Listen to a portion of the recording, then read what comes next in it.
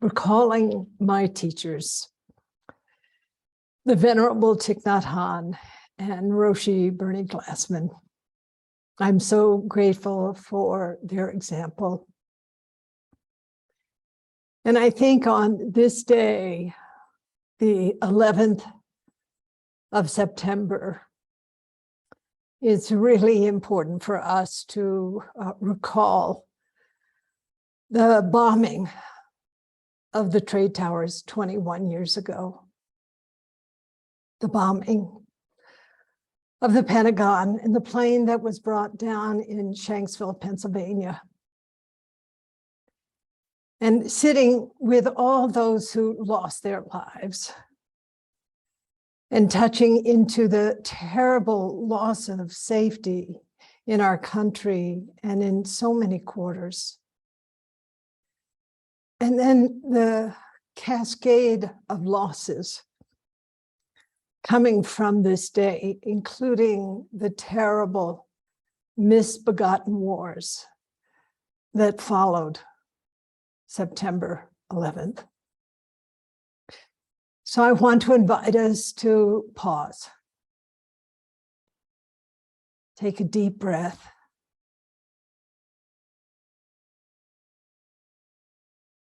And remember really why we're here.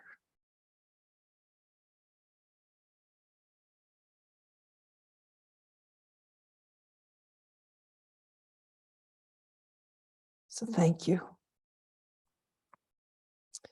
You know, today has been called a National Day of Remembrance and Service. And on this day, every year, we're asked to reflect on what is so important for us to do, which is to really be of benefit to others. And in this year, getting out the vote in our country is essential, with so many freedoms at stake. And I think, you know, that this talk happening this day and you bodhisattvas writing these letters to people whom you don't know, but some you may know, to encourage them to show up at the polls. I mean, this is in part a way that we are working toward ending violence in our world, on our earth, and in our lives. And I think that most of us understand that this precious right to vote wisely in our country is a way to serve compassionately.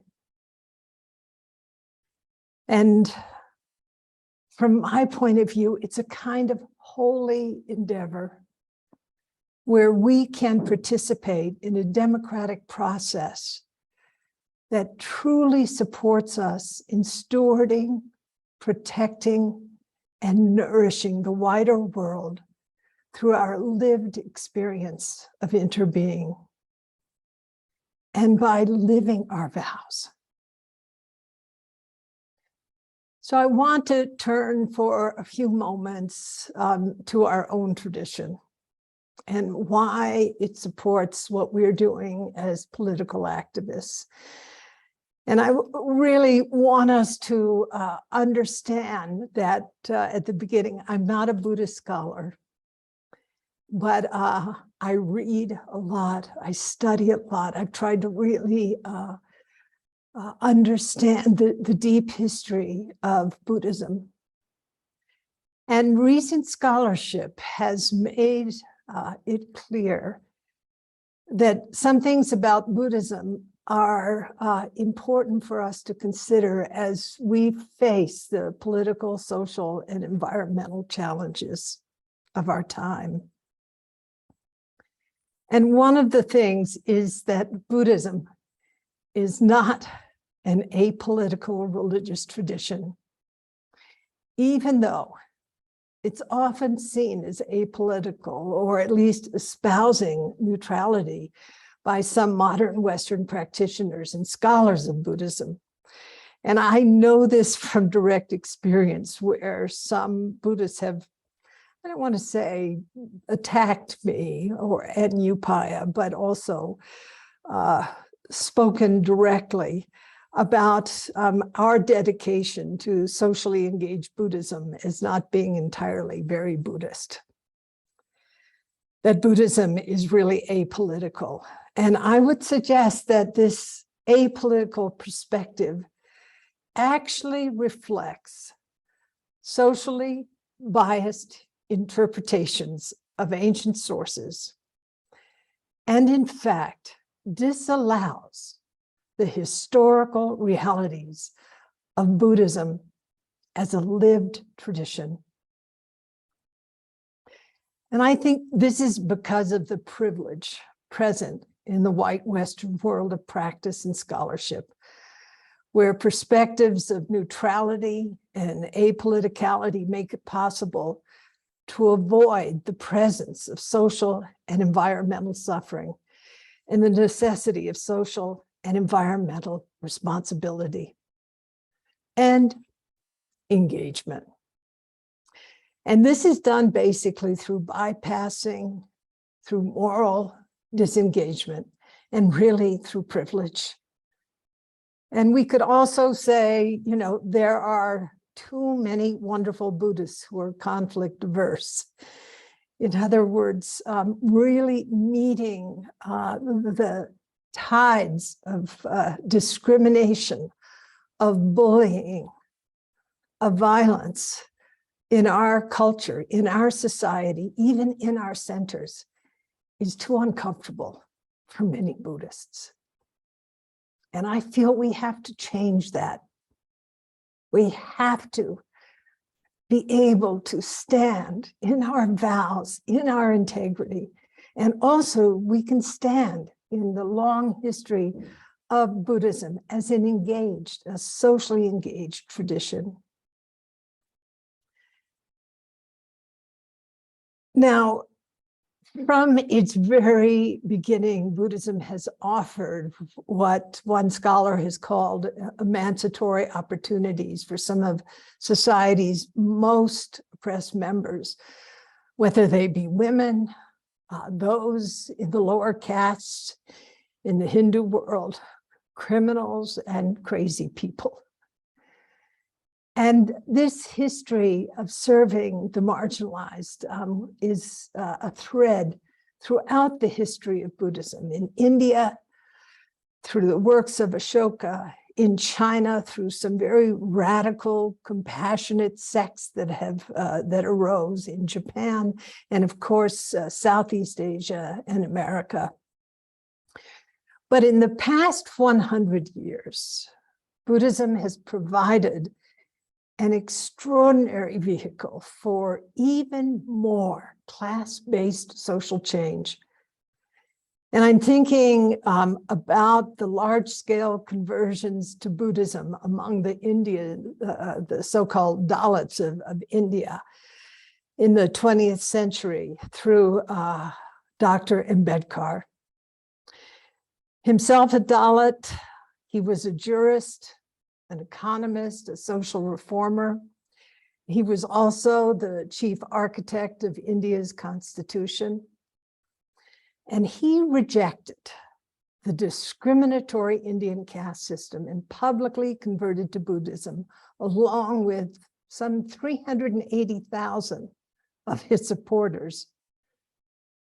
And this good trouble has brought millions of people deemed untouchable to a new form of Buddhism that focuses on social equality and the ending of class, caste, and economic struggles. And I want to thank my good friend Sensei Alan Sanoki for his frequent journeys to India to work with this community and bringing this work into focus for us here in the States. Now, we know that engaged Buddhism during our lifetime is represented by those courageous Buddhists who apply insights from meditation the realizations around the actual precepts in our tradition, and of course the Dharma teachings, to situations of social, of political, environmental, and economic suffering and injustice. And a few of the people that I want to mention in this regard, I just bring them to heart, and I think many of you also are connected to these remarkable men and women, and they include Thich Nhat Hanh,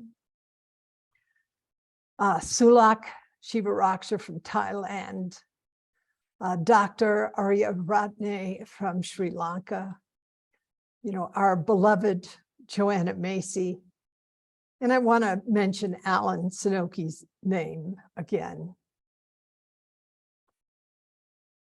And I was so fortunate to meet Ari, or Dr. Aryaratne, years ago, and to hear him speak about the Sarvodaya movement, which has worked in thousands of villages, probably more than 1,000 villages, to empower the poor. And Thich Nhat Hanh, or Thai as we all call him, and Sulak Shivaraksha, still living, has done something similar when they began to look at the precepts through a social lens. And Thai himself called on both the North and the South of Vietnam to stop the bloodshed, came to our country, was refused return to his own country because of his endeavors to end violence in his country, and mostly perpetrated by us. And I also want to remember wonderful Mahagosananda, the beloved Cambodian Buddhist monk who led thousands in peaceful walks through the killing fields to seek reconciliation with the Khmer Rouge. And I think this work of reconciliation is so important for us to consider at this time when there's such profound polarization. And I also want to mention the Taiwan-based Tzu Chi movement. I'm so grateful to have taught for this community over the past few years, where thousands of volunteers respond to natural and to man-made disasters. And then our US homegrown social justice activists, the late Robert Aiken Roshi. What a fair, deep-hearted, courageous man, right into the final days of his life, holding up the mirror of injustice, and his role in establishing the Buddhist Peace Fellowship.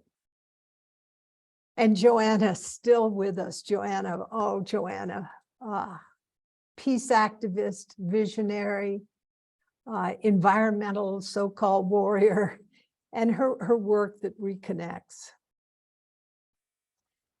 And a lot of appreciation as well for His Holiness the Dalai Lama and his dedication to secular ethics and compassionate action. And I think all of us who are gathered here are following in their footsteps, including my teachers, Roshi's Bernie Glassman and Jishu Angyu Holmes, and the work that they have done in the Zen Peacemaker Order. And again, I mentioned Sensei Alan Sanoki and his work in the prison system and with Rohingya refugees, Diana Winston and her base program, and Upaya as a platform for social and environmental responsibility and action. Just a few of the centers in our country alone, but many in Europe as well, and many others in Asia, Southeast and Central Asia, doing this work around justice for the environment and justice for all people. So I look at this work that we are doing of getting out the vote as holy work. Now is such an important time for sending our voice and helping others to do so, so that there is a possibility of really deep transformation around issues related to racism, to sexism, to gender violence, to violence toward our environment.